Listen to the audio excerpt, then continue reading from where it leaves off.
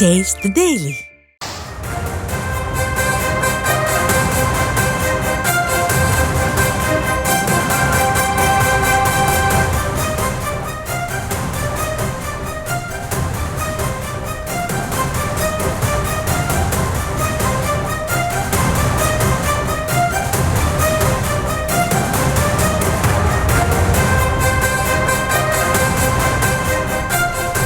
அண்மை செய்தியாக பார்த்து வருகிறோம்.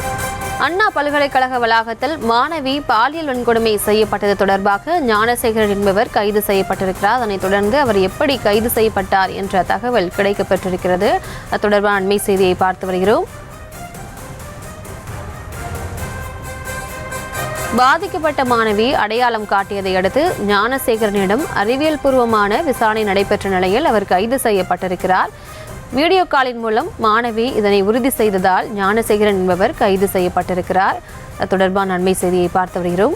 அண்ணா பல்கலைக்கழக வளாகத்தில் மாணவி பாலியல் வன்கொடுமை செய்யப்பட்டது தொடர்பாக ஞானசேகரன் என்பவர் கைது செய்யப்பட்டது தொடர்பான முக்கிய தகவல் கிடைக்கப்பட்டிருக்கிறது. தொடர்பான மேல் இவர்களோடு இணைகிறார் செய்தியாளர் சுதர்சன். சுதர்சன், வணக்கம். விவரங்களை வழங்கலாம். வணக்கம். அண்ணா பல்கலைக்கழக வளாகத்திற்குள்ளே இருந்த மாணவி ஒருவரிடம் பாலியல் அத்துமீறலில் ஈடுபட்டு பாலியல் வன்கொடுமை செய்த வழக்குல பிரியாணி கடை உரிமையாளரான ஞானசேகர் என்பவர் கைது செய்யப்பட்டிருக்கிறார். இந்த ஞானசேகர் எவ்வாறு கைது செய்யப்பட்டார், எப்படி இவர் கைது செய்யப்பட்டார் அப்படின்ற முழு விவரங்களை தற்போதுதான் கிடைத்திருக்கிறது. இந்த ஞானசேகர் என்பவர் கோட்டுப்புறம் பகுதியில வசித்து வரக்கூடியவர். அண்ணா பல்கலைக்கழக வளாகத்திற்கு அருகே இருக்கக்கூடிய ஒரு ஏரியால இவர் வசித்து வருகிறார்.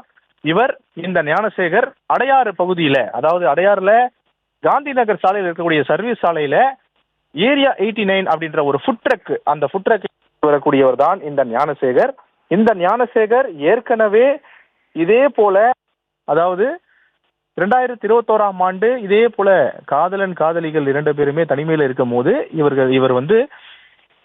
அவங்கள போய் டிஸ்டர்ப் பண்ணி, அது மட்டும் இல்லாம அந்த காதலனை அடித்து விரட்டி காதலியை பாலியல் வன்கொடுமை செய்து ஏற்கனவே இதே மாதிரி ஒரு வழக்குல கைதாகி சிறைக்கு சென்று வந்தவர் அப்படின்னு சொல்லிட்டு தகவல்கள் சொல்லப்படுகிறது. இது அவருக்கு 2வது முறை அல்ல, 3வது முறையும் சொல்லிட்டு போலீஸ் தகவல்கள் சொல்லப்படுகிறது. தொடர்ந்து இந்த ஞானசேகர் இதே போல கடந்த 23ஆம் தேதி அன்று இரவு 7 மணி அளவுல இவர் அண்ணா பல்கலைக்கழக வளாகத்திற்குள்ளே அப்படியே பொறுமையா சாவகாசமா நடந்து சென்று அந்த அண்ணா பல்கலைக்கழக வளாகத்திற்கு இருக்கக்கூடிய ஒரு இடத்துல இந்த கல்லூரி மாணவனும் மாணவியும் நின்று பேசிக் கொண்டிருந்த போது அந்த மாணவனை அடித்து விரட்டி விட்டு, அதன் பிறகு இந்த மாணவியை அங்கிருந்து தரத்தரவென ஒரு 400 மீட்டர் அளவுல கூட்டு போய் ஒரு புதர் பகுதியில அந்த மாணவியிடம் பாலியல் அத்துமீறலில் ஈடுபட்டிருக்கிறார். மிரட்டி பாலியல் அத்துமீறலில் ஈடுபட்டிருக்கிறார்.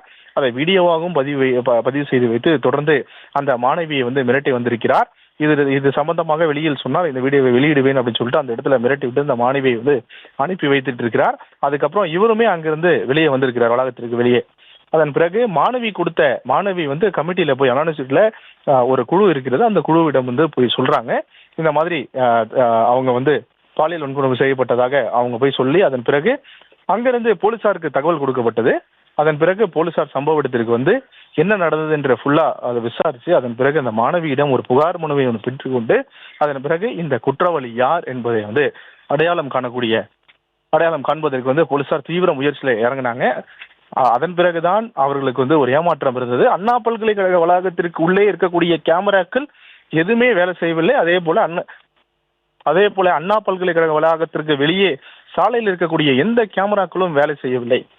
இது ஒரு பெரும் சவாலாகவே இருந்தது. யார் அந்த நபர், எப்படி உள்ளே வந்தார் அப்படின்னு சொல்லிட்டு மிகப்பெரிய சவாலாக இருந்ததை போலீசார் அடுத்த ஒரு 4 மணி நேரத்திலே சம்பந்தப்பட்ட குற்றவாளியை நெருங்கி அவனை தற்போது எடுத்து அவனை கைது பண்ணியிருக்கிறாங்க. அவன் செய்ததையும் ஒப்புக்கொண்டிருக்கிறான். அதாவது இந்த சம்பந்தப்பட்ட நபர் தான் இந்த ஞானசேகர். அடையாறு காந்தி நகர் பகுதியில சர்வீஸ் சாலையில பிரியாணி கடை நடத்தி வருபவர்.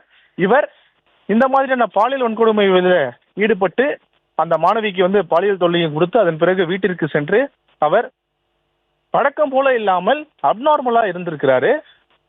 இதை கவனித்த அவனுடைய தம்பி தான் அந்த ஞானசேகரிடம் பல முறை கேட்டிருக்கிறார். ஆனால் ஞானசேகர் எந்த ஒரு பதிலும் அவனுடைய தம்பிக்கு அளிக்காமல் தொடர்ந்து அதன் பிறகு செய்திகள் வெளியே வந்ததுக்கு அப்புறமா தான் போலீசார் இவரை தேடுவது தெரிந்து போலீசார் வந்து சம்பந்தப்பட்ட ஏரியால இந்த மாதிரி ஒரு ஹேபிச்சுவல் அஃபெண்டர் ஏற்கனவே இருக்கிறான்னு தெரிஞ்சுதான் போலீசார் வந்து உடனடியாக இந்த ஞானசேகரை வீட்டிலிருந்து அழைத்து வந்து விசாரணை செஞ்சதுல அவர் வந்து முதல்ல எதுவுமே ஒத்துக்கல, நான் தான் பண்ணன்றதை ஒத்துக்கல. தொடர்ந்து போலீசாரிடம் கேட்கக்கூடிய கேள்விகளுக்கு வந்து வேற மாதிரியான பதிலை வந்து கூறி வந்திருந்தார். அதன் பிறகு அவன் தம்பியை அழைத்து விசாரணை செஞ்சதுல அவருடைய தம்பி தான் உண்மை நிலவரத்தை சொல்றாரு. இவர் இந்த மாதிரியான செயலில் ஈடுபடுவது வழக்கம்தான், இவர் வந்து பண்ணிருக்கிறதுக்கான வாய்ப்பு இருக்கிறது, துரி விசாரணை செய்தால் உண்மை வெளியே வரும் அப்படின்னு சொல்லிட்டு அவங்க தம்பி கூறியதுக்கு அப்புறம் உடனடியாக இவன் நேத்து அதாவது 23ஆம் தேதி என்ன உடை அணிந்திருந்தான் அப்படின்னு சொல்லிட்டு போலீசார் அவனுடைய தம்பிகிட்ட கேட்டு அந்த உடையை எடுத்துட்டு வர சொல்லியிருக்கிறாங்க. அவன் அந்த உடையை எடுத்துட்டு வந்ததுக்கு அப்புறம் தான் பாதிக்கப்பட்ட அந்த மாணவியிடம் சென்று, அதாவது நேரில் செல்லாமல் வீடியோ காலில் வந்து அந்த மாணவியிடம் அந்த உடையை காமிச்சிருக்கிறாங்க. உடனடியாக அந்த மாணவியும் அந்த மாணவனும் 2 பேருமே வீடியோ காலில் வந்து இந்த ட்ரெஸ்ஸை உறுதி பண்ணதுக்கு அப்புறம் இவன் தான் இந்த குற்றத்தில் ஈடுபட்டிருக்கான்றது தெரிந்து போலீசார் இவனை ஃபிக்ஸ் பண்ணி அதன் பிறகு இவனை வந்து கைது பண்ணியிருக்கிறாங்க.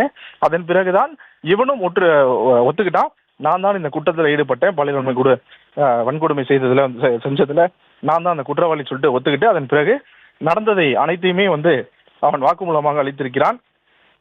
அதன் பிறகு போலீசார் இவன் கொடுக்கக்கூடிய வாக்குமூலத்தை வந்து ரெக்கார்ட் செய்து தற்போது கைது நடவடிக்கையில் ஈடுபட்டிருக்காங்க. கிட்டத்தட்ட 6 பிரிவின் கீழே வழக்கு பதிவு செய்து தொடர்ந்து அந்த மாணவிக்கும் வந்து கவுன்சிலிங் கொடுத்துட்டு வராங்க.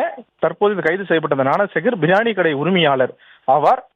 இவர் இந்த மாதிரியான செயலில் ஈடுபடுறது மட்டும் இல்ல, கிரைம் அஃபெண்டரும் அப்படின்னு சொல்லிட்டு போலீஸ் தகவலாக இருக்கிறது. ஏற்கனவே கோட்டூர்புரம் காவல் நிலையத்தில் இவர் மீது குற்ற வழக்குகளும் நிலுவையில் இருப்பதாக போலீஸ் தகவல்கள் சொல்லப்படுகிறது. தொடர்ந்து இந்த ஞானசேகர் தற்போது கைது செய்யப்பட்டிருக்கிறார். மீண்டும் இவரை வந்து காவல் நிலையத்தை விசாரிப்பதற்கும் போலீசார் திட்டமிட்டிருக்கிறாங்க.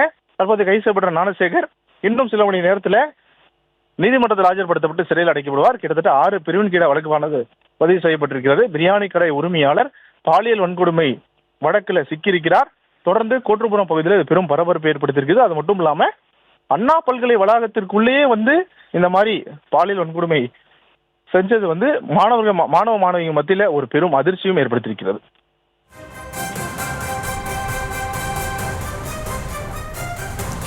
சுதர்சன், தொடர்ந்து இருவர் செய்ததாக தகவல் கிடைக்கப்பட்டிருக்கிறது. ஞானசேகரன் தற்போது கைது செய்யப்பட்டிருக்கிறார். மற்றொருவர் பற்றி விவரங்கள் எதுவும் கிடைக்கப்பட்டிருக்கிறதா? விவரங்களை வழங்கலாம். முதல்ல இந்த விஷயத்துல, அதாவது இந்த பாலியல் வன்கொடுமை வழக்குல இந்த மாதிரி சம்பவம் நடந்த உடனே இது இருவர் செஞ்சிருக்க கூடும் அப்படின்னு சொல்லிட்டு போலீஸ் தகவலாக இருந்தது. போலீஸ் வந்து 2 பேர் என்று நினைத்தார்கள். ஆனால் பாதிக்கப்பட்ட மாணவி அளித்த புகாரில் வேற 2 பேர்லாம் கிடையாது, ஒருத்தர் தான் அப்படின்னு சொல்லிட்டு அவங்க கன்ஃபார்ம் பண்ணதுக்கு அப்புறமா தான் போலீசார் ஒருவர் தான் இதில் ஈடுபட்டிருக்காரு என்று கன்க்ளூஷனுக்கு வந்து தொடர்ந்து அந்த நபரையே வந்து குறிவைத்து அவரை தேடி வந்தனர். தேடி வந்ததுக்கு அப்புறம் தான் அந்த நபர், அந்த குற்றவாளி இந்த சம்பந்தப்பட்ட ஞானசேகர் என்று தெரிய வந்தது. அதனால் தான் இந்த ஞானசேகரை கைது செய்து தற்போது சிறையில் அடைத்திருக்கிறார்கள். விவரங்களுக்கு நன்றி சுதர்சன்.